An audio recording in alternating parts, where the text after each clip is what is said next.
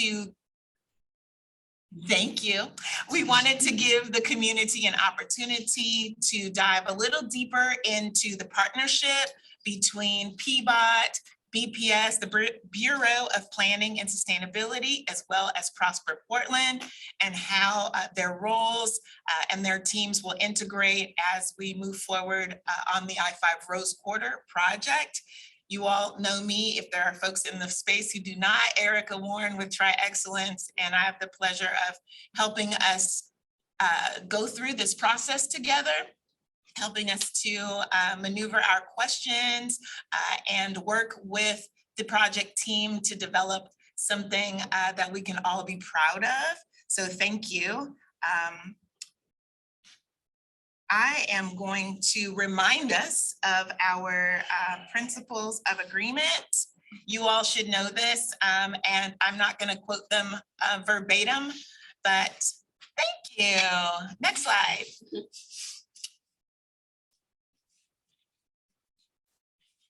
I'm moving fast. I am moving fast. Next slide, please. Next slide.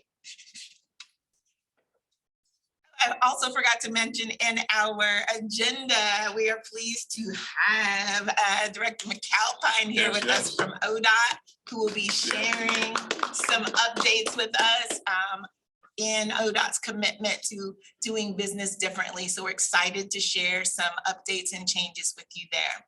So as we jump into how we are doing our business together, you all know that your voice matters. That's why you are in this room. The project is committed to the value of elevating the voice of the Black community within this project. And so we want to hear from you. I know you all are not shy, but I will call on you if I have not heard from you. We trust that you'll be authentic and genuine. We ask you to listen for understanding. This is a really passionate project, not just for the state, but for the community. And so we understand there may be some energy in the room at times. So we'll ask you to deal with the issues, not with people. We realize this is not personal. We want to move the work forward. Often in this kind of work, we're going to experience discomfort. So we ask you to lean into that because we don't grow when we're comfortable. We ask you to remain respectfully engaged. So those of you who are online with us, if you can have your camera on, we'd love to see your smiling faces. We understand you may have to step away, but we ask you, even in the room, to remain respectfully engaged and accept that we can't solve everything today. Our goal is just to move one step closer to the finish line. Next slide, please. I'm going to ask Ms. Natalie, do we have any public commenters? We do not. We're having a little trouble with the live stream right now because we are in a different location. Okay. We need to verify it's really us. And I have someone at ODOT who has a two-step verification I'm contacting. So we can get online. And maybe we can come back to this in case we find someone. We just want community members and the public to know that your voice matters as well. We'd like to hear from you. There are other opportunities for you to weigh in on this project. Please avail yourself to the I-5 Rose Quarter website. There is a number there also that you can call and leave public comment. So we'll try to come back to this point as we work out the technical difficulties. Next slide. With that, I'm turning into the very capable hands of Ms. Megan Channel. Thanks, Erica. Yeah. It's awesome to be here in person and online with our HAAB, our first virtual and hybrid meeting here. So by way of project updates, I have two key things that I wanted to touch on today. One is around the supplemental environmental assessment, just the progress there. And then second is on our design refinements, kind of a continued conversation that I know we have been having with the HAAB over the past couple of months. So if we go to the next slide. And even one more slide, I'll start with the supplemental environmental assessment. I think it was at our last meeting that I shared out we got a total of 921 comments on the supplemental environmental assessment. And that comment period again was from November to early January. So our team is diligently reviewing all of those comments. They have been posted to our project website. I think this was a question even specifically from Andrew Campbell at our last HAAB meeting on will there be an opportunity to see all of those comments? The answer is yes, they're available on the website now.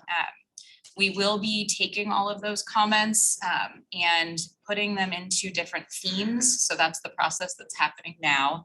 And then we will provide responses to the comments based on those particular comment themes.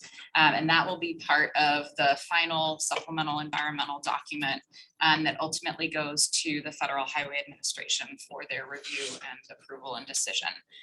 We'll be working on this really between now and end of the year with Federal Highways and would expect a environmental decision as early as the end of this year on that process.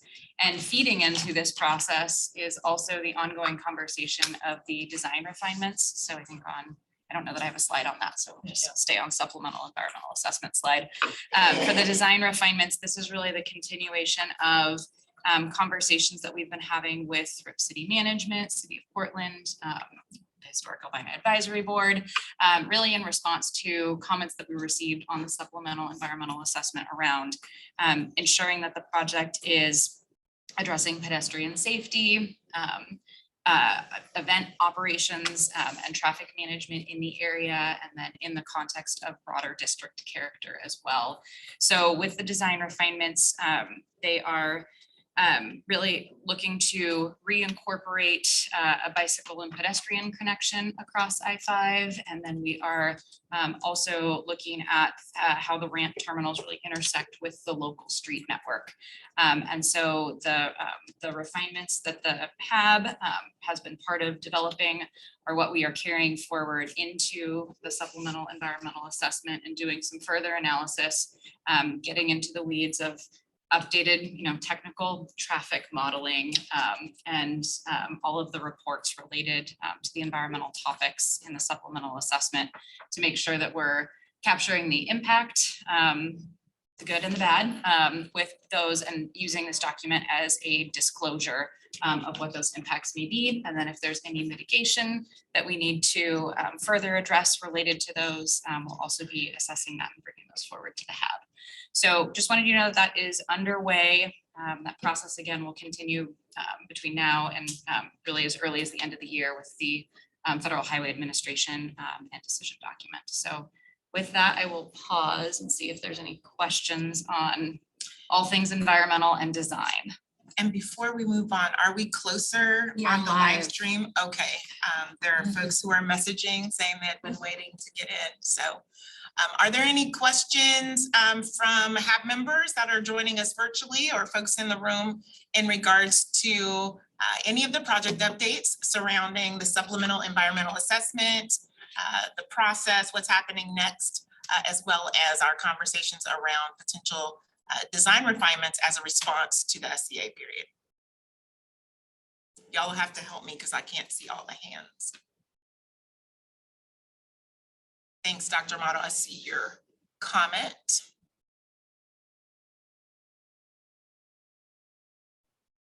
Well, seeing none, and I'm trusting my colleagues there to help us move through, we will move to the next area. I am happy to introduce Erica McAlpin, who is the ODOT Assistant Director of Equity and Civil Rights.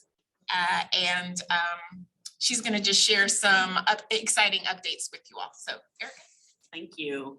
So first of all, I'm so glad to be here in person. I have attended a few meetings online, but I live in Central Oregon, and so I happen to be over this way. And I said, I am going to come and be in the room so that you all know just how important the HAAB is to us. We take great care in the relationship that we have built with each of you. We want to maintain it, and we want to make sure that you are respected and honored as members of this community. So please know that that's how we at ODOT feel about this partnership. Next slide. So I want to talk to you about some community engagement enhancements that we've made at ODOT in the Office of Equity and Civil Rights. And I also have Dr. Terrence McTeer here with me today. He's the member of my team that is managing this body of work. And so when you don't see me, you'll see Terrence, and then sometimes you'll see both of us. So that's what we're here to talk about today. We know that there have been some experiences with the gift cards, and we wanted to make that right, especially when I heard Ms. Sharon ask, is my paycheck in the form of a gift card? And so I thought, ooh, you know, I need to do something about this. So let's go to the next slide. So the objectives of our engagement plan are to acknowledge and address community concerns, not just around projects that we do, but also about the experience that you have interacting and working with ODOT. We want to hear from you. We want to know what those experiences are so that we can do just like we did today and listen to your voices. We want to share the engagement toolkit enhancements, which we will be doing, and then gather feedback for continuous improvement. Next slide, please. So the engagement toolkit, we created the engagement toolkit maybe about a year and a half or so ago. We realized that there were some gaps in how ODOT was engaging with the community. And as a result also of the governor's statewide diversity, equity, and inclusion plan, we took some action and developed the engagement toolkit, which is going to be the standard in how ODOT does community engagement. With that, we have the Equitable Community Engagement Guide, which is a document that guides delivery of equitable engagement practices, planning, implementation, and follow-up. It annoys me to no end for groups to be engaged and their voice to not matter. So before we engage with you, we will be at a space where your voice can be heard, and we will make changes and adjustments as you've seen along the way with this project and as you are seeing with the Equitable Engagement Compensation Plan in just a moment. We set key performance areas for growing equitable engagement as well. We have a social equity index map that has been developed, which is using census data providing us community demographics to ensure engagement is reflective of the community. So if we are doing a project that impacts you, we will come and talk to you. We won't talk to people that live outside of the community to say that we did engagement. That's not what community engagement is. It won't matter or impact the projects at hand. So we keep this map up to date to show us where to go. It tells our project teams, you know, where vulnerable areas are and that they need to go engage with those communities.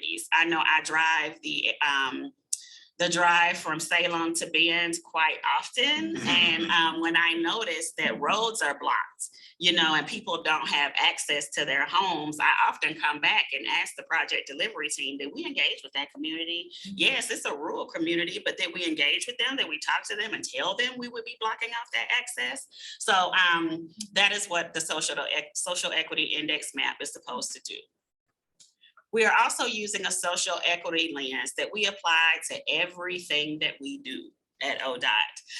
It's a set of questions. They're available on our website that we ask ourselves to ensure that we see a challenge and visit solutions from every possible viewpoint.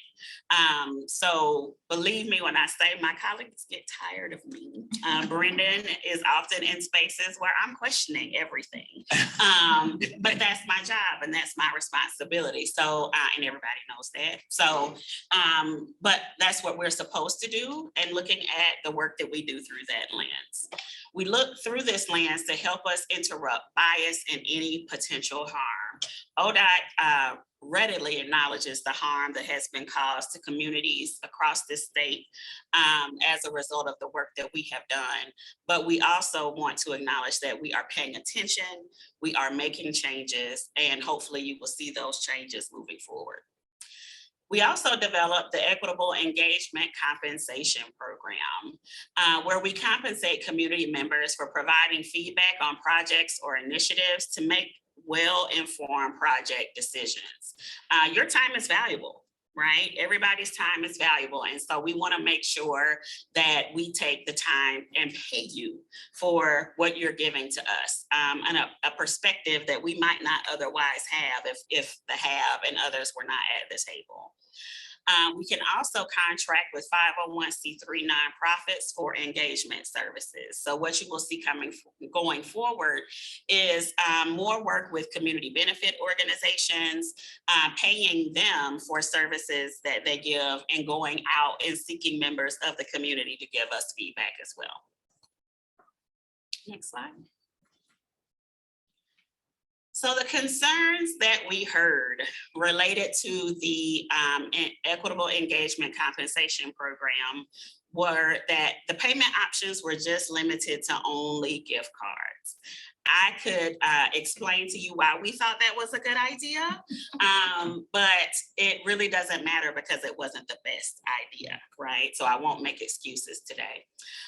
There are limited ways to invest or use the compensation. So you can't use the electronic gift card everywhere. So that's a problem. And they weren't convenient for everyone. So what have we done in response?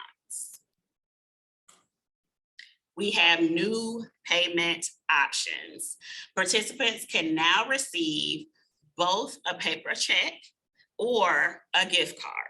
So I want you to know your voice matters. We heard your feedback, and the check option became available due to that feedback. So thank you. And we appreciate your contributions to make our programs better. Next slide. We also have enhanced support for Adobe Sign. So there are a number of steps that you can follow just to sign forms online now, instead of having to get a signature on paper. So we're using this feature as well. We see that some of you aren't here tonight. So that's a way using Adobe Sign that you can still make sure your payment is paid on time. We don't have to run you down to sign a form. Next slide. So what's on the horizon?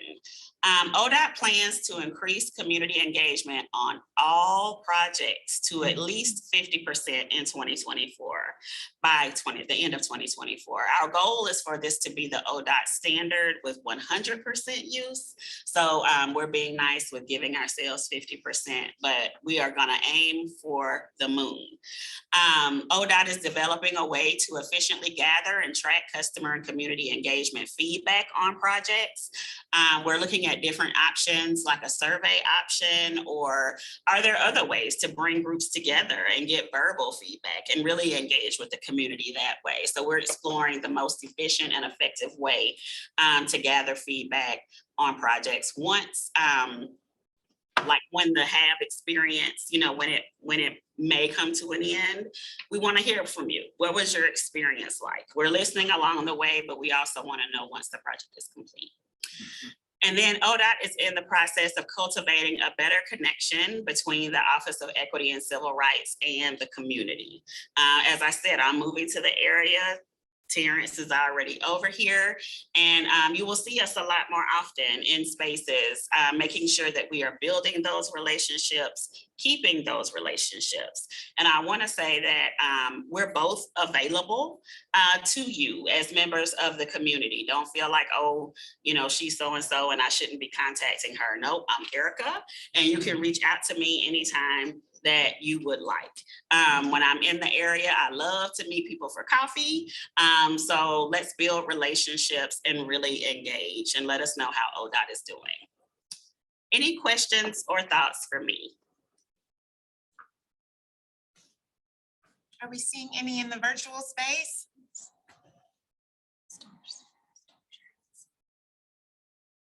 I don't see anybody. No. Beautiful. Well, thank you. Thank you, you and Terrence, for being here with us.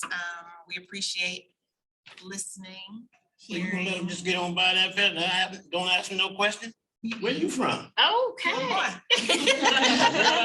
I'm from Alabama. Uh-oh, Bama. Roll Tide. How about yourself, young man? I'm from Georgia. Oh, Lord have mercy, Bulldog. don't even say it. Oh, here we go. Don't start Here the we go. war. Hey, I'm from Savannah, boy. Okay. Man, oh man, I'm welcome. Thank you. We're glad Thank y'all you. here. I'm Thank glad this is the first time I got a chance to meet y'all. And it's a pleasure, yeah? Thank you. Thank you. Thank you. Appreciate you all for being here and diving in this process with us. All right. We can go back to the slides. I like bringing things. Oh, Oh, wait a minute, Bryson, you chose violence today. Yes, thank you, Leslie. We appreciate you. Understand you are called upon all over this city. Next slide. Your housing's gonna be a big issue. Right, okay, we need you there. Dr. Richard, it is Erica McAlpin. I'm seeing some questions in the chat, if you'll type that in there for me. And please put my email address again as well. You got cards on y'all? I do not. I can make sure that I send out an email with you all with an introduction, We can all do it. if that would be helpful, so you all could have direct contact if you need to. All right, as we're moving forward, yes, thank you, Dr. Rashid, I appreciate you.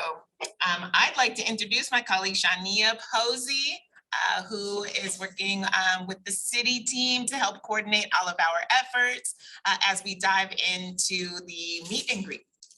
Thank you, Erica. W. That's fine. I'm following the other Erica. I should have went first. So I'm gonna stand up. That's how I was taught to make a little presentation. If you don't mind. Go ahead. I'm gonna read from my notes here. Just want to say hello, and it's good to see everyone here on this nice sunny-ish day. I think it's kind of overcasting right now. But I'm Shania Posey, and I'm with the Bureau of Transportation. I'm here today with some of my colleagues from the Bureau of Planning Sustainability in Prosper, Portland. We want to take this opportunity to formally introduce and perhaps reintroduce. Every time I say that, I hear Jay-Z. Beyonce's husband. Allow me to reintroduce ourselves to the HAAB by sharing more details about the roles of our associated bureaus, and talk more about the meaningful work we will engage in with the HAAB and our ODOT partners over the next coming months and years. This slide provides context about the city's partnership on the project and the direction that we have received from the Portland City Council. While the project is owned and implemented by ODOT, the city is a participating agency and partner with local jurisdictional control over the local street network and permitting. Council has been explicit on how they want us, the city, to show up. There are four key areas of focus. One, support and advocacy for the adopted I-5 Rose Quarter project values, including restorative justice, community input and transparency, climate action, and improved mobility and public health. Number two, for city staff to advance recommendations in the independent cover assessment final report. Three, to work collaboratively on the highway cover design and implementation to support transfer of ownership and development rights to community-based governing entities. And finally, our technical staff will perform planning and engineering services to support the project. Next slide. At this time, we would like to introduce our bureaus and what we do. I'll start with PBOT. PBOT is responsible for Safe Street System Planning, the city's transportation system plan, and managing the public realm and right-of-way.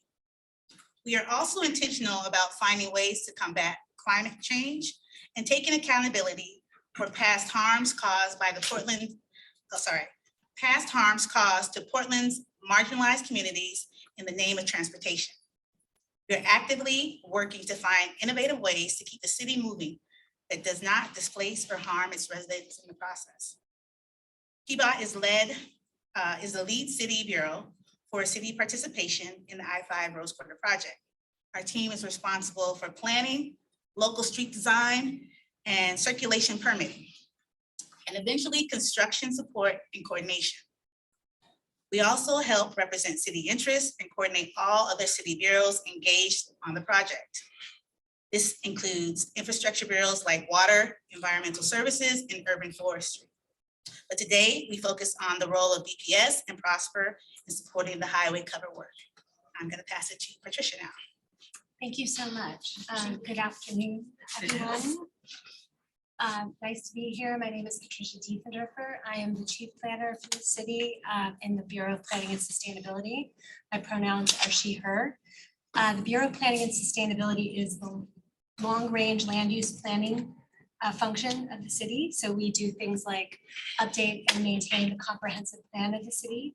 The state has requirements for land use planning for all the cities, and maintaining an up-to-date comprehensive plan is one of those documents, foundational documents that guides how land is used and how land is developed in the city.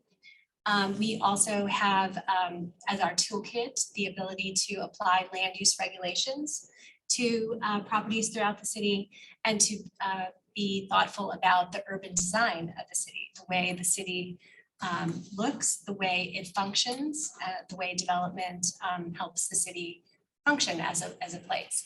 And of course, some of our tools are the zoning code and the comprehensive plan map, which is a map that lays out the distribution of land uses in the city. So where housing is, where commercial areas are, where industrial areas are, how public facilities support neighborhoods.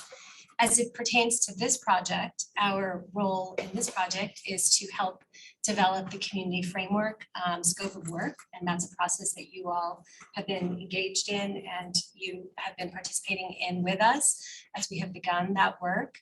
One of the key responsibilities of the Bureau of Planning and Sustainability is going to be assist with developing development scenarios for the cover. And that includes both the interim uses on the cover on opening day, as we call it, as well as longer term land uses and development of the cover. The scope of work that is involved with all of this work involves expanded engagement and outreach. And so we will be working with the HAAB as the kind of primary outreach forum, and the broader community as well to give input to these processes.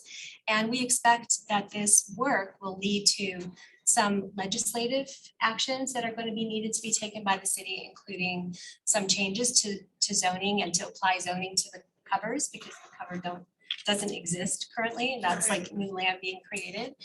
And then aligning the comprehensive plan with that zoning and those development scenarios. So that is BPS in a nutshell, and then our role in the project. Hand it over to Lisa. I get to go last but not least. I'm Lisa Bluff. I'm the Director of Development and Investment with Prosper Portland. I've gotten to work with a number of folks in the room. But for those folks that I haven't met, Prosper Portland is the Economic Development and Urban Redevelopment Agency for the city of Portland. So we provide everything from direct financial assistance via loans and grants to small businesses through to technical assistance and things like the Inclusive Business Resource Network. We also do partner closely with Work Systems Inc., who is our major workforce training provider for the city of Portland. And then we have most recently really been leaning into tools and initiatives that support generational wealth building, whether that's through property ownership or small business ownership. Our role on the project will be largely around really thinking about the implementation tools of who eventually owns this, kind of what are the obligations as well as opportunities that come with that, whether that's property ownership through to what gets built on it. And then also thinking a little bit about how do you program it, what are the development feasibility elements, how do you hook up a building to infrastructure so folks in the building can get water or utilities. And for those that I haven't gotten to be in a room with, before we jump into kind of the full-blown PowerPoint, I think it's important, I'm gonna, similar to PBOT, kind of take a moment to just acknowledge our agency's history. in terms of the negative impacts on the Black community within North Northeast, whether that was through early work like the Emmanuel Urban Renewal area, through to more recent kind of the very early investments in North Northeast, where we were matched to a lot of the infrastructure and kind of early investments with failing to stabilize community before we made major infrastructure investments. So with that, I think we're going to jump into a presentation. It has two major chapters. One is kind of context setting, just because it feels like it's important to both honor the work of the HAAB and look at where it's connected to other work that the city is doing or other work in the geographic area. And then I'm going to hand it back to Patricia, and she's going to walk through kind of some early thinking that is happening at the city level of really kind of how do you phase this work out? What's, for those who have been in work with us in the past, kind of what we have called in the past a reverse phase schedule. How do we think about the different components of the project and the timeline? So this slide reflects on where do we see work that the city is leading. And here I'm going to ask Leslie to, if there's anything I missed, to take off her HAAB hat and also put on her housing hat, because a lot of this is also tied to a close partnership with Leslie and her work at the Housing Bureau. But where do we see values aligned city activity work happening? And that runs the gamut from specific projects like the Housing Bureau's work with Albina Vision Trust on Albina 1. That is kind of a phase 1 project that the Housing Bureau is funding through bonds, through to work. You don't see it because of the bar at the bottom, but the Portland Parks and Recreation Bureau is working to rehab the Interstate Firehouse Cultural Center, acknowledging the important role that has played as a cultural facility for the North, Northeast, and Black community in Portland, through to kind of broader investment and prioritization initiatives like the North Northeast neighborhood housing strategy and the related preference policy to the affordable housing and home ownership opportunities that are invested through that strategy. Or Prosper Portland has kind of a parallel initiative that we call the Community Development Initiative Action Plan. And with Ebony actually sits on our committee for that work as well. And that really focuses on equitable economic opportunities through small business ownership, property ownership, increasing access to development opportunities, through to really kind of broader based policy initiatives like the work of the Bureau of Planning and Sustainability that really looks across our city at equity and anti-displacement tools. So there just is kind of a mind map. We can continue to map to this if that would be of interest to folks, of where you see values aligned work by the city aligning with the HAAB's priorities. Next slide. And then the next slide really starts to kind of dive into the geography, knowing that the majority of the work of this committee really focuses on that area in purple, i.e. the I-5 covers, the lids, as well as the I-5 project. I think we also wanted to acknowledge that there is a lot of other activity that is values aligned that is happening on this map, from projects like the Williams and Russell project that we are doing in partnership with the Williams and Russell CDC. So that's a partnership between the Housing Bureau and Prosper Portland to support the commercial and housing opportunities on that site. Through to activities that we are partnering with and supporting the Albina Vision Trust on, through to others, like we know that there is the discussion around kind of a Black Center of Excellence at Tubman Middle School. So just wanted to acknowledge there's kind of a bigger kind of geography of investments and activities that are not only being led by the city, but in fact by also private sector and community partners. This map is not intended to be complete. So if we missed anything, I think it's really critical. In the past, we've talked about the important linkages actually between what's happening in Lower Albina with Broadway Corridor and Union Station, which we're involved with as well, through to kind of all of our work happening in North Northeast. If you see important geographic linkages that are missing in this map, just let us know and we'll update it on an ongoing basis. With that, I'm going to hand it to Patricia, and we're going to dive like really into more levels of detail around what we're thinking about for the framework agreement. Thank you. Okay, thanks everyone again. So next slide, please. So this is obviously the principles of the independent cover assessment. We just want to, as a city team, acknowledge these principles. They represent what we believe to be the foundation of all of this work and this project. And this is just an acknowledgement of that this is our starting point as a city in terms of the work we're doing to facilitate the development of the cover and its future uses. Next slide, please.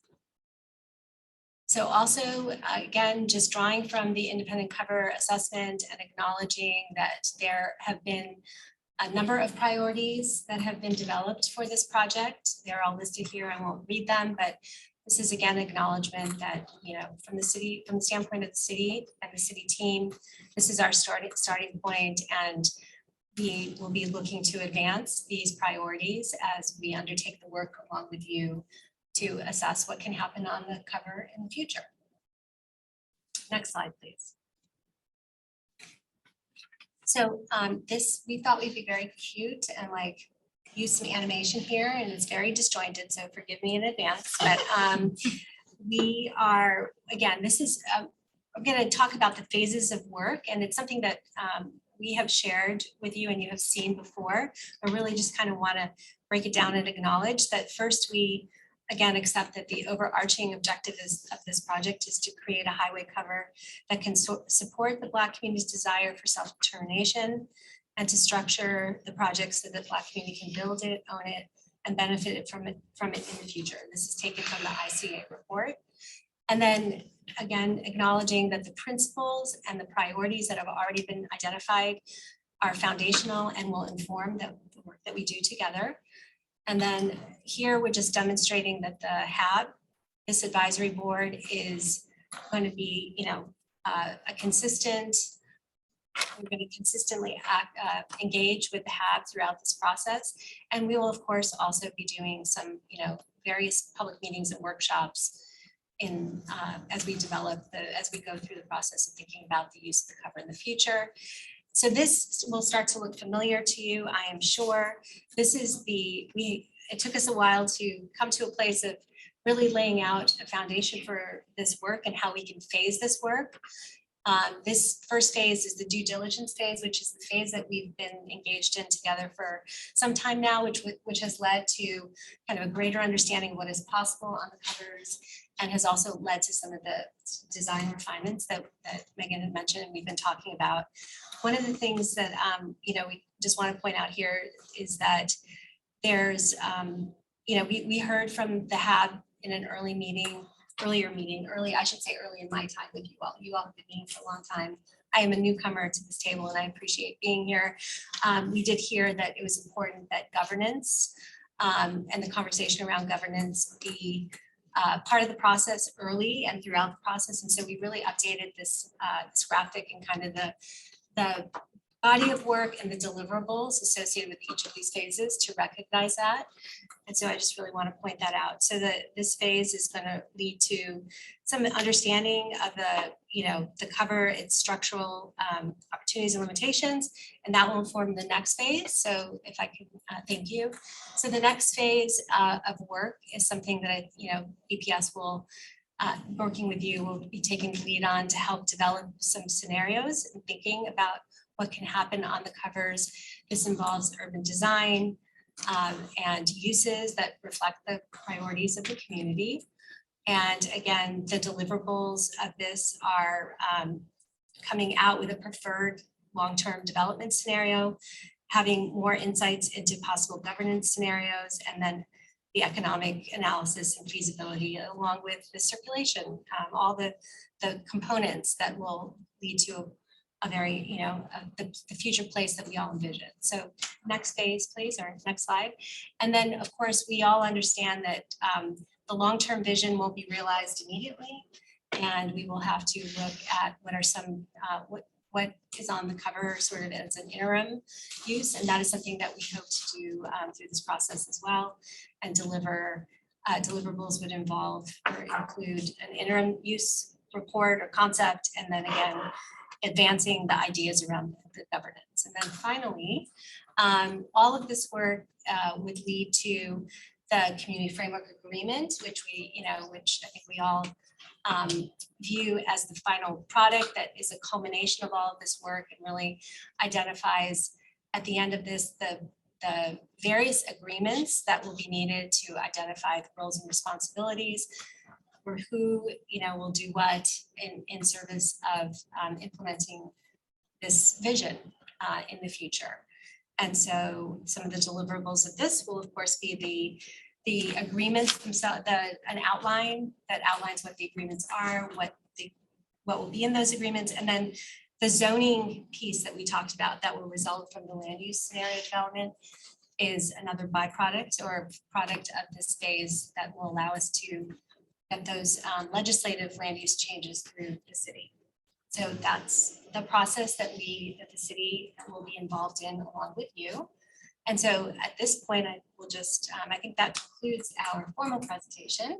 And we would love to have a chance to talk with you and to answer any questions you might have. To you all to help me if there are hands, and maybe, yes, thank you, that'd be awesome. Are there questions, thoughts? I see a hand from Andrew Campbell. Yeah, good afternoon, early evening, folks. It's nice to see everyone. And my apologies for not physically being there, but it's nice to see and hear everyone too. I just got a question. I'm not sure if the answer is, well, like if now or later, but it's just the thought of since Portland will be like changing their government and having districts, have the conversation of getting the, what is it, the independent district commission or involved, or how have a conversation been happening of how the districts will influence this collaboration project? Great question. I mean, You want we me to can, take it? let's Okay. tag team. I mean, I think what we'll say is, you know, that the transition is obviously a time of change and we don't have all the answers yet, right? But I think the commitments to this project are memorialized in the city council action that was taken recently that Shania described. We have direction from the council. And I think that's, you know, the district thing. I'm not sure, Lisa, if you have any thoughts on the districts that will form in the future. Yeah, I was just curious to see if that conversation even been happening, or if not, hopefully it can be something that can happen within the future. Yeah, I think it's a good question. I think the committee has, the charter reform committee is gonna have its own work because they're doing a lot of kind of the, how do we operationalize it? Everything from, you know, a different form of election through to what are the districts that are gonna be created and how are they represented? I do think there's gonna be an interesting moment where we have a certain number of election seats coming online that are gonna be new, and there's gonna be a lot of getting new council members up to speed about the project. And I think it would be really helpful to have the kind of HAAB in various forums together with ODOT, kind of clearly, and other partners updating the new council members, because we're gonna have a brand new council on a rolling basis. We will have brand new council members joining who may not be as familiar with the city's commitment and making sure that they know kind of what's been committed to, who the stakeholders are, and what our partnership is looking like. And it's gonna be on a rolling basis. My internally, there's any number of also internal things happening. I think, Andrew, there's gonna be a lot of change that you're seeing within the city for the next 5 years, if not longer. I just think there's gonna be a moment of change that you see. And so making sure that we're consistent in kind of where have we made commitments, where are we staying accountable to those commitments, and who are our kind of our partners in that work is really important. Thank you. I see, thanks, Andrew. Dr. Richard? Here he comes. Here he comes. Thank you so much, my great colleague. Just a question.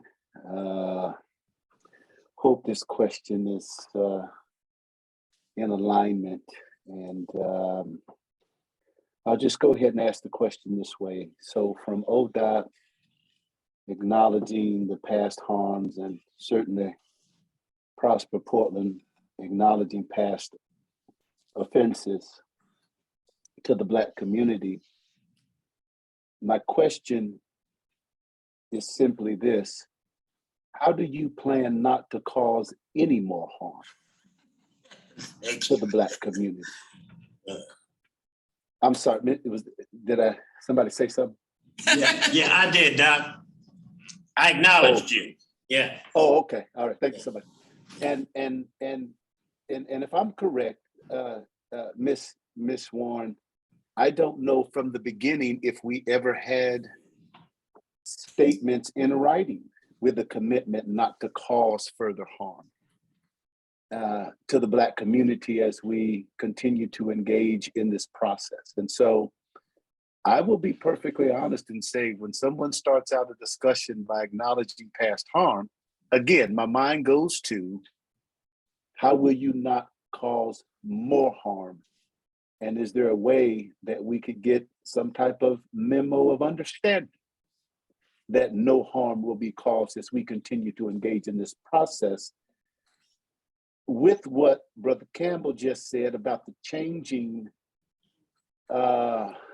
governance that will happen in the city of Portland, where we'll have a continuous roster of council members who just more than likely may not have a clue because we've been meeting so long. Right. So that's important to me. Thank you so much. I'm sorry I can't be there in person. I yield back to Ms. Warren. Thank you. Any response from our partners? Well, yeah, I mean, you've been with us since the beginning, Dr. Richard, when we first started talking about this. And what I remember, I think the first meeting that we had with steering committee was with Vice Chair saying, what does restorative justice mean? And we spent a lot of time unpacking that. And what does that mean to this project and how do we move forward? And we've done a lot of work. And actually, I think we do have some stuff memorialized. Looking over at Megan here around doing no harm. Obviously, that's why we're here. We're struggling the same way. I was going to mention this, Andrew, to your question here at the state, because we have a third of our legislature has changed. Districts have changed, but we as an agency have made promises to the community. So we will obviously uphold those, but we have that same struggle, Andrew, that we're going through at the statewide level now. So we're going to work hard with our partners at the city as we go through that with them in partnership. But I think, Dr. Richard, the answer I have too is that is why we are here. We want to know how we can move forward without doing harm. We obviously I think we've memorialized that in the past. I think that's something we're still committed to continue to say and do and show up when we need to. So again, we are leaning on your expertise and the expertise in this room to help us do no harm in the future. And obviously we want to make it better and be restorative is obviously our goal. So that'd be my response. Well, thank you for the answer. But saying you're depending on us for entities who have caused harm in the past not to do harm puts responsibility on me. I want that responsibility to go back to the entities that have caused the harm. It might be memorialized in meeting notes. However, right, I don't think it's too much trouble, and I will be the first to volunteer so that we have something that is officially memorialized from the organizations who have caused the harm, that you will do no harm. And then I think our job is to help guide this process with diversity, equity, inclusion, all of the above. But if you're asking me not to do harm, I haven't done any harm to stop doing harm. Yeah. Okay, so Yeah, I yield back. Dr. Richard, if I could just quickly respond to that, you are absolutely right, and I may have mischaracterized it. It is our responsibility to show up and say how we are going to do no harm, but we need to review that and have you see the work that we're doing and give us feedback on that. That's again, that's why we're here. So it's obviously not your responsibility. It's ours. Erica, did you want to offer? Please. She's like, Brendan, let me jump in here. So first of all, you are so right, Dr. Richard. It's not your responsibility. It is ours. Please know that we give our utmost commitment to try to not cause any additional harm to the Black communities that have been historically harmed. To say that we will not cause harm to anyone with the decisions that we make, would be a promise that I just simply cannot guarantee. Because what might be great for Mr. Washington might not work out well for Dr. Richard, right? But we are listening, we are making changes based on the feedback that we receive, and we will continue to do that going forward. As far as applying diversity, equity, and inclusion principles to the work that we do, I promise you that that is what my team does each and every day. And we are implementing tools. We have the social equity lens questions that I talked about earlier today that are asked as we are thinking through major decisions or any decision that we make at ODOT. So you have direct access to me if there's thoughts or feedback that you want to give, but please know that we are committed to moving forward and not causing any harm. And as far as memorializing it, I noticed on your agenda tonight, we are talking about the updated HAAB charter. I just whispered to Megan that we're gonna take a look at that and see what we can commit to in that charter. That way it's not just in meeting notes, it's not just posted online for people to see. It's there in writing to memorialize our commitment to this process.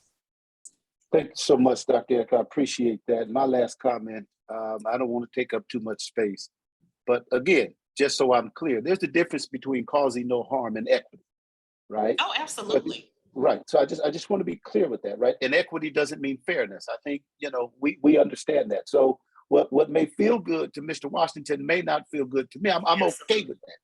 I'm just saying, if we look at the past atrocities that have happened in the space and in the area where y'all are in that building meeting, I just want to keep this in the forefront. I want to keep it in the center as we continue this process. And if we can do that and memorialize a commitment and dedication to do that, I'm great. Because what that does is it gives us something to point back to as we continue on this sojourn of this process. Thank you so very much, Dr. Erica. I will reach out to you very soon for that cup of coffee. Please do. And I don't have to get Starbucks, I'll take McDonald's. Okay. I yield back. Thank you. Comments or thoughts in the room, others online? Eric, can I, just because I want to make sure it's not just on ODOT, because I want to honor Dr. Richard's comments. So we do have examples of memorandum of understanding. So we had between the city partners and the Williams and Russell CDC for the Williams and Russell project, there is a memorandum of understanding that holds true and holds us accountable to specific roles and commitments to a project. So we do have an example that we can certainly share around.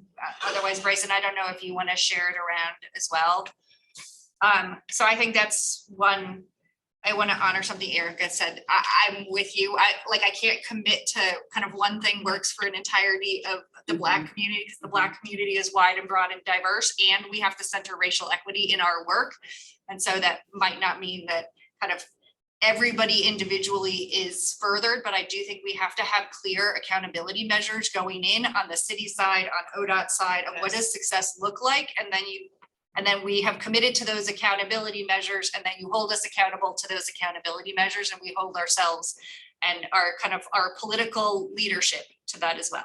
And then I'll just say, within these rooms, I think it's also a matter of it's one of the values that very often when we're working with Erica or Dr. Holt, we talk about, which is holding really hard conversations.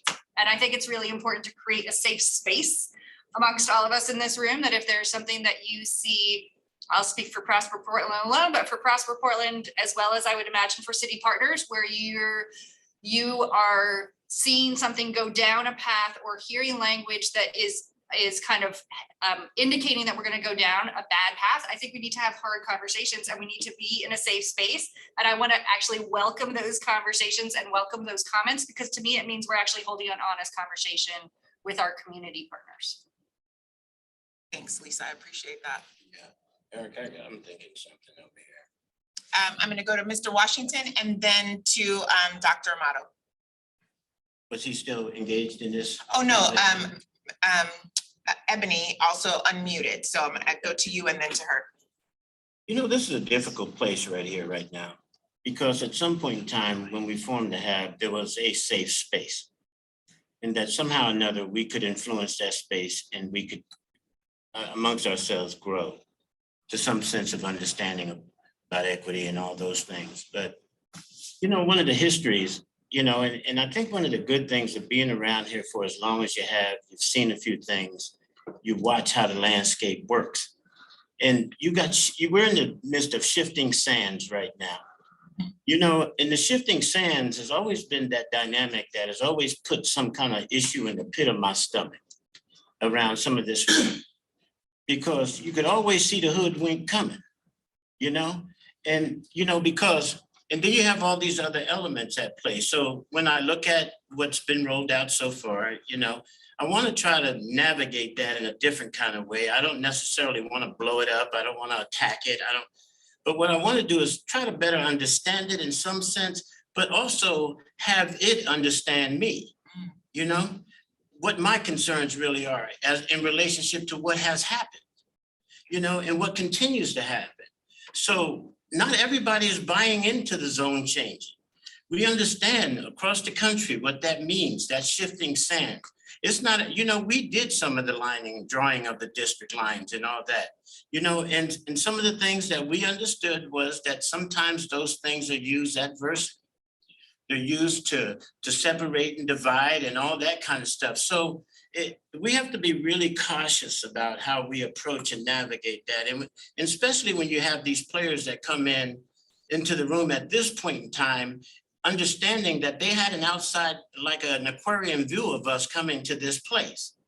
So if they wanted to be real players, they could be playing right about now because they understand our strengths and our weaknesses. So the vulnerability has to be a part of the whole thing, you know? And so that part of it really is where I'm gonna sit and I'm gonna rest for a little while and continue to pay attention, you know, because, you know, that internal mechanism, that experience is like rather was once a person that worked for Prosper once said to me that Prosper prefers people in the room under 50 because those people don't remember when, you know? But it's these experiences for me that, you know, I would like y'all to come see the district. I'd like y'all to come see some stuff, see it from the folks' view, you know? And, you know, and that's my invitation to y'all because I really want to put y'all with feet on the street, seeing what the deal really is, speak to the people, do all of that kind of stuff, you know? And, but the city and all that stuff, the way it's shifting right now, something innately in me would like to trust them. But there's something inside of me bugging me about how this is stacking itself out. So I'm going to suspend, you know, my observation, you know, for a little while and continue to observe. But I do have some sense of where this thing is going. But I think this redistricting and all that stuff, we have to keep our eyes on that shift, you know, and make sure that we understand how it settles. Thank you. Appreciate that. Dr. Amato? Yes, I'll shorten my comments. I just wanted to acknowledge the fact that the facts were acknowledged. And I think when entities and corporations come into the room and they acknowledge some of the decisions that they made that were devastating to the community, I think we should consider that. I work with Lisa, I've worked with you guys, and sometimes we can spin our tails on, and this is not to support or not support, it's just my interpretation of some of the things that happening. We can spin our wheels on things that have happened, but the best, when you know better, you do better. And I'm looking to move forward and to make positive impacts into the communities of especially people who are a reflection of myself. And so I just would really like to hone in on that. That's just from my personal my personal ask. So thank you for all that are in attendance. Thank you for all that have acknowledged and that are merely representatives of the agencies that did the prior work. Let's all get together. We all have a seat at the table and we have a robust opportunity to make significant changes in this community. Thank you. I appreciate your comments. I see a hand from Dr. Richard. Well, my problem is I don't know who actually knows better to do better. You know, again, I don't want comments to be taken as negative, and that's what I'm sensing, Yeah. versus just having a robust conversation. Yeah. I don't think anybody has joined the HAAB meeting not to move forward. I think we've all a part of this committee. I think we've all given our time so that we can move forward. But if we don't acknowledge and recognize what happened in the past, history has a way of repeating itself. So I'm going to thank Dr. Erica. I'm going to thank Brandon. I hope I pronounced Finn. I hope I pronounced your name right. And those from Prosper Portland for your commitment, because that's the only thing I was after, was a commitment and a dedication to do no intentional harm. So if the comments were interpreted as not wanting to move forward because we're looking back, that's the only way I can move forward, is if I look back so I don't repeat the same mistakes that happened in the past. So again, my comments, and I think Mr. Washington's comments, are not articulated to cause any type of delays. But when you've lived as long as Mr. Washington and others who have seen this city and this state time and time again say one thing and do another, it causes hesitation, it causes trepidation, because you're in the midst of trying to continuously anticipate if the powerful entity is going to hold up their end of the bargain. My hope is that they do. I have no issues with representatives from Prosper Portland, the city of Portland, or ODOT. And I hope you all didn't take my comments to mean that.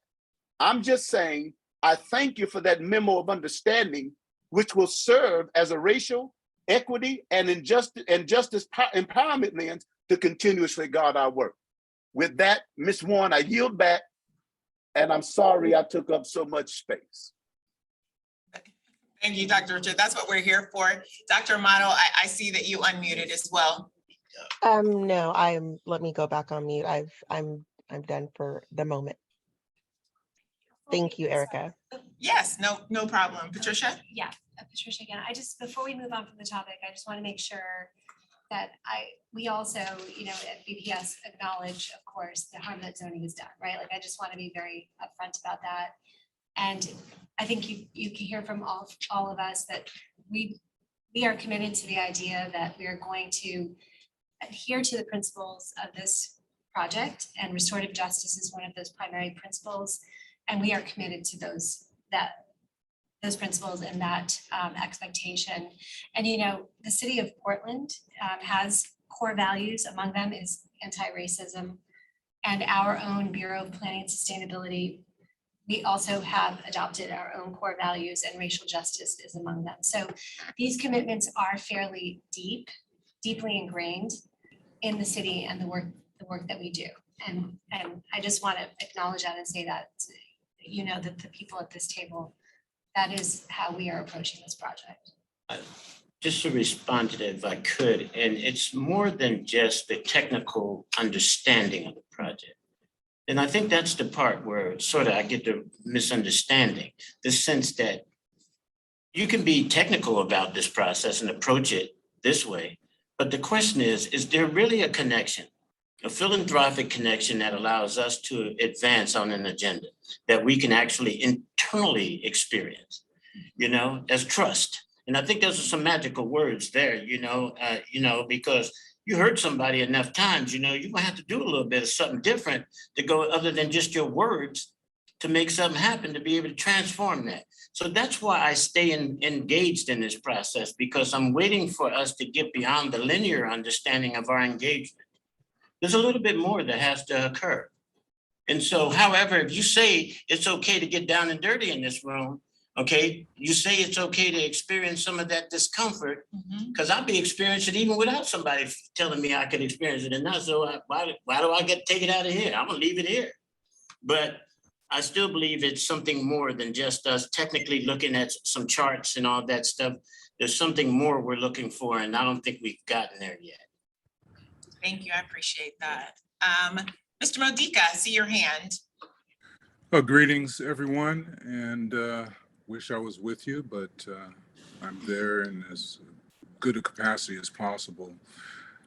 I've got an observation that is the gap for me. So we have the HAAB, and I'm aware there's a couple of other buckets where discussion and interaction between ODOT and other signatories take place.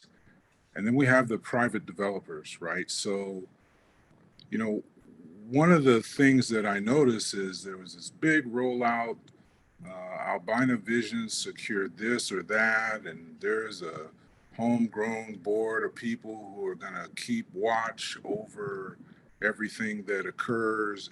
And I'm feeling like it's all siloed now, Ms. Warren, and that maybe there's an opportunity where instead of we have a community celebration for milk and cookies, that we have a seminar or a weekend.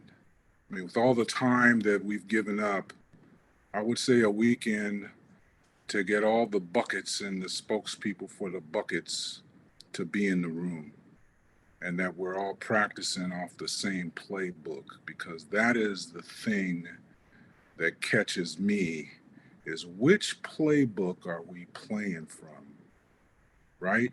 The private donor playbook that gets all the pub, or the playbook for the governmental and community legitimate interests? We've said this before, this is going to be a 100-year brick, right? I just read an article referring to a lid in a park up in Seattle, I think on the east side from the Mercer Island crossing, and that has become a wasteland. And now the residents are fighting. Who's responsible for cutting the grass? Why is there so much crime there? How come you didn't put something else there? But, you know, it was just window dressing and we got hoodwinked, right? And so that's the thing. I get the sense that a vast majority of Portland is waiting for shovels to turn, when we know in this room we're 24, 36 months away from lines being painted. And then there's the subject that we've been headed away from, which is the Rose Quarter Corporation, those people. You know, I mean, I've been waiting for the final word. Is like, hey, we're moving forward. You guys are either with us or you're not. And so again, there's just this missing essence of communication that strikes me as something that we need to address. Hopefully, there's some of what I've said that can be taken into consideration. Appreciate it. There absolutely is, Mr. Modica. I think that several of us in other planning spaces have been discussing how we minimize some of those gaps in the collaborative work.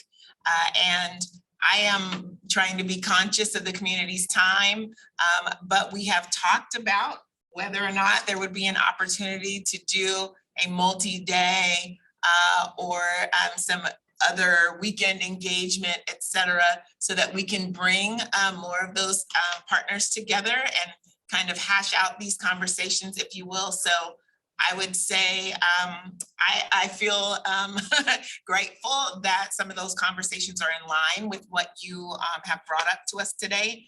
So we'll be looking back to you all in this group to say, with your capacity, would you be willing to participate in these? I think we have a lot of those types of engagements ahead of us to move the work forward. So definitely in line, and thank you for bringing that up. I would say, Yes, yes, if that's done, do it in the community. yes, Don't do it at the Portland building. You know, do it in the community, someplace with multi-room and all of the support needed for interaction. It just, we can't miss that opportunity to get that done. yes, sir. Thank you so much. Thank you. I appreciate everybody leaning into this here. I mean, these are the conversations that we need to have and will continue to have. And I appreciate city partners and the state for being willing to listen here, right? Because often it isn't comfortable. Thank you for the acknowledgement, and I appreciate the commitment to finding a way to memorialize it if we can, and so that we can leverage that as an accountability plan and measurement for us going forward. With that, I'm gonna shift. If you all have additional things or comments around the presentation that you all heard from our city partners, please drop me an email or a text message, and I will continue to be a liaison between what you all are thinking, needing, envisioning as we move into this next phase of planning. And we'll continue to have these conversations so that we can build the trust that Mr. Washington referred to earlier. So thank you for that. I'm going to shift to the next piece. Thank you all for presenting. Thank you, Shania, for organizing for us in regards to that, so that I can be a good steward of your time. We can go to the slides. I'm gonna chat with you all a bit about the revised charter. As Patricia mentioned, it was one of the deliverables out of this first phase of due diligence. And we have had this conversation. And so I just wanted to bring it back to us. We have sent you all copies. One of them is kind of a clean copy of the revisions. The other shows the differences between what was in the original HAAB charter and those changes that we are proposing that would be ratified by this group at our next meeting. So I want you all to take a deeper look into the HAAB charter. I'm going to highlight a few things for us today that I think are important. Next slide. So there are revisions around the purpose, and there are proposed changes, as I mentioned earlier, and we will very briefly take some comments in regards to it today. And in June, we will be asking for this group to ratify the decision to accept the proposed charter as we did with the original charter when we first began. You can stay on the questions and answer slide, and I'm going to just give, I have too many screens open. So what I would highlight for you all as you're looking at those documents, we know that the Historic Albina Advisory Board was created so that there was a space that elevated the voices of the Black community. You all are key leaders and involved in several reinvestment projects. You all have served in this community in safety and transportation and labor, in entrepreneurship, and we value your input and your commitments to the increased benefit for the Black community. We wanted to acknowledge that this body will bring formal recommendations on several areas as it relates to the project. And this is not new to all of you, but I wanted to highlight as we move into this collaborative phase with the city partners, you all will provide formal recommendations regarding highway cover design. Is it responsive to community need, public health, the aesthetic desires in the community, the pedestrian safety connections with the local streets. Patricia mentioned you all will be helping us develop through some scenarios in regards to potential long-term uses and what might take some years to develop, though it could happen in a snap. Hey, I don't know, but others around the interim uses and what might happen on the cover and the surrounding areas on opening day, if you will. And also giving recommendations around how these partnership opportunities can support community wealth generation, as even Lisa mentioned with Prosper, how we develop these potential partnerships with the state, with the city, with other businesses, private entities, developers, et cetera. So again, you all know your charge. We're asking you to review information that comes from the project team, for you all to discuss it. You all will deliberate as we have and provide insight and value-based advice and recommendations to ODOT, to the project team, as well as to the city of Portland to help us inform the project design. I think a substantive change is that, and we have discussed this, we will be adding some additional members to the Historic Albina Advisory Board that have lenses that will aid us in our conversation. If that is around development finance experience, if that is, and you all have seen those lists and helped to develop those. So thank you for that. In the coming months, as we adopt this charter, we will be bringing on additional folks who will walk with us in the work and help provide that insight and those lenses. I realize we have safety, we have labor, we have entrepreneurship, but we're going to be adding some additional community members. The Historic Albina Advisory Board, if you'll notice on the organizational chart, when we first started this journey together, there was an executive steering committee. As you all know, that body was sunset. And in conversation and in theory, the Historic Albina Advisory Board was elevated to take on the role and to fulfill some of those responsibilities from the Executive Steering Committee. This is our progress in memorializing that in writing in regards to the Historic Albina Advisory Board being elevated to advise the project in the place of the Executive Steering Committee. So I believe that is a really great opportunity. As you all know, our Executive Steering Committee represented some elected officials as well as community partners. Dr. Motto, as well as Bryson, were a part of that Executive Steering Committee. But the project, the city, we have they have agreed to elevate the community into that space. And you all will help us advise our leaders in regards to community need and community desire. And there's just a lot of information, a wealth of information, lived experience and professional expertise that we would miss if we did not engage you all in this way. So I wanted to highlight those things. We have included the compensation plan, which is in addition to the charter. As you heard Erica M.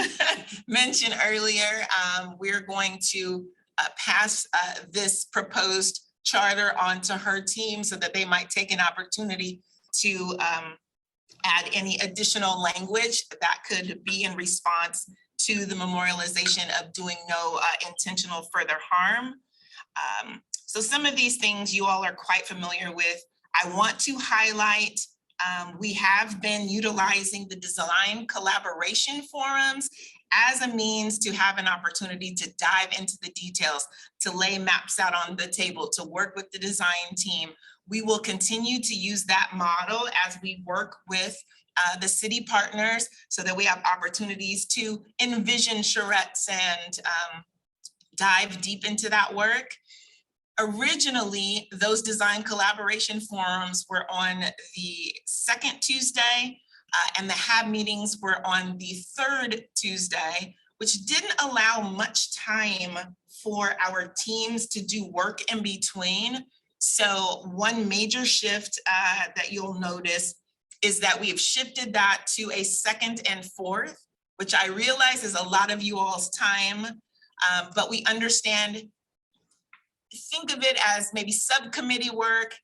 Avail yourself as you have capacity to dive deeper, and those groups who participate in the design collaboration forums will move those issues and things discussed forward to our meetings that are held on the fourth Tuesdays of the month. And other than that, I think you all are very familiar with the additional public meeting laws and recordings and conflicts of interest, et cetera, in regards to the charter. My request, okay, so the audio is a bit choppy. I see that comment. My request for HAAB members is to take a fine tooth look through the proposed changes. If you have comments, additional areas that you have input on, I would appreciate you all. If you'd like to do them in track changes, please do so forward to myself. If you'd like to just create a bulleted list and forward to me as well, that's fine. If you'd like to discuss in our one-on-one meetings, we will be hopefully voting to ratify the proposed charter in our June meeting. Please know this is a living document. We understand that there is great power in the willingness to pivot if need be. And that's what you all are here to help us do. So this is our attempt, our commitment to memorialize some of those changes, the changes to purpose, how we're moving in partnership with the city. So any input or comments that you all have, we welcome them.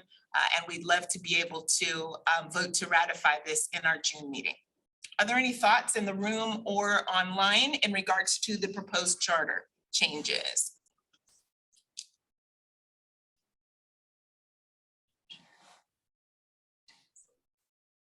Erica, thank you for this. Leslie, can you hear Yes, me? ma'am. Yes. I just want, since I'm on my phone, so I can't see what you're talking about, but I appreciate you walking through the changes so I can, I'll know what to pay attention to when I have a moment to look at them. Yes, ma'am. Thank you. And Erica, I'd just like to say, my team will make a commitment to get it, make some revisions if we, and suggest, and additions that we committed to, and get it back to you so it can still be ratified in June. Thank you.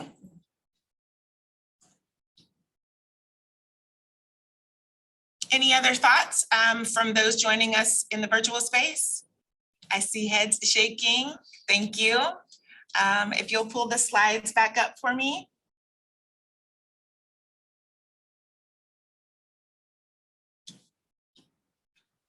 I will say to you all, next slide, please. As I have just indicated, new HAAB meeting schedule is a little bit just revised. So moving to that second and fourth cadence, we will continue to offer hybrid opportunities. We understand again that kind of in this return to being in person, many of us haven't yet figured or factored in travel and moving from place to place where we become so comfortable scheduling meetings back to back. We will work with you all. And I appreciate your comment, Mr. Modica. We have had conversations earlier about how we can facilitate these touch points in the broader community. And so we hear you and are working on those spaces and places where we can engage in the community around this work. You all heard Erica? earlier. Yes. I'm sorry. So I just have a request, and I've Yes, made this ma'am. request before. I had this meeting on my calendar for 5 o'clock and it got moved to 4 o'clock. Really? And I would just ask that if meetings, that we get notified more than a couple of days in advance that a meeting time is being changed. This has happened more than once, that the time or the date was changed. And most of us work. And so, and in my office, there's only 2 of us right now on our executive team. So Yes, for me ma'am. to pivot and try to get somewhere, it's just very, very tough. And I just respectfully request that meetings not be changed on a dime and expect people to be able to attend in person. I'm doing good to be even, in virtual because I was double booked. So just, I'm asking again if we could not do that to people. Absolutely, and I apologize. I don't know where the scheduling snafu happened.